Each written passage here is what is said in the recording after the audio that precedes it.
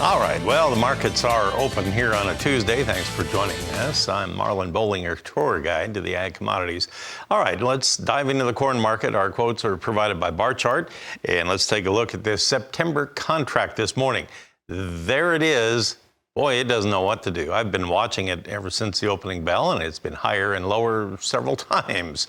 Right now, it's one tick lower, 1/4 cent lower at 503 3/4. It's kind of floating right in the middle of its trading range today. December corn now down 3/4 cent at 512 1/4. Both of those contracts have been on both sides of unchanged here so far this morning.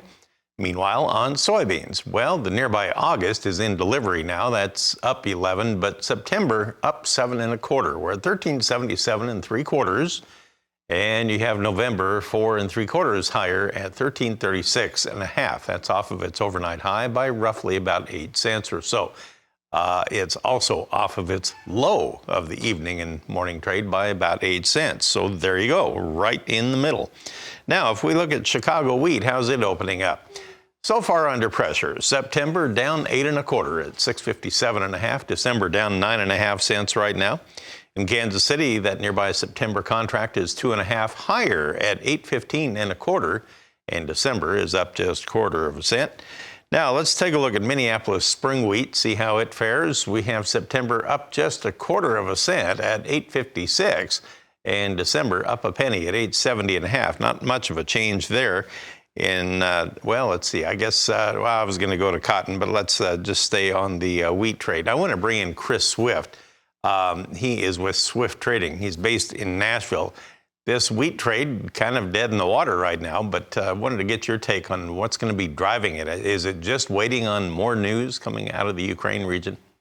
You know, probably, Marlon, I don't think so, because we would drive ourselves crazy trying to wait for news to come out of there, and it seems to come out in the middle of the morning. So I think the bigger thing to look at is the increasing moisture. I just got through watching Tim and showing all of the rainfall that's coming into that hard red winter wheat belt, into the to the spring wheat there. All of those areas are going to be looking very good coming into the fall wheat seedings. So to me, I'm kind of looking a little bit further out than just today or tomorrow, or whatever Russia can or cannot do, and think about what our producers are going to be doing probably sometime starting around September, October, and I think that's increasing wheat seedings. On the national crop condition rating from USDA yesterday, you had the spring wheat rating going down 7 points. And I thought maybe that would be more supportive on the spring wheat market this morning. Doesn't seem to be the case. No, and I think we're looking at hindsight again. We all kind of knew that the hot and heat, dry weather was coming up. It's here now, and now afterwards it looks to be improving. So I think that that's probably some of it. We're already foreseeing that the damages that can be done now are going to be smaller in comparison to what just 2 weeks ago they could have been. And going forward with the improving weather, it should help to relieve any kind of stress that there is on them. All right, now looking at the corn and soybean production here in the U.S., of course, we're going to be getting the August WASDE report before too long now. And I just wondered how much the trade is going to be focusing on that, or are they largely going to ignore it in favor of the weather updates? Well, I think they look at that because there's some adjustments that USDA could make. Huge discrepancies in acres, clearly more slated towards the corn than the soybeans. And although we've already made one adjustment in the yield in the corn, we've made none in the beans. So I think that if I were going to be looking for anything, maybe a half a bushel acre less in the beans, and maybe even a bushel more coming back into the corn. I think we were at 177 1/2.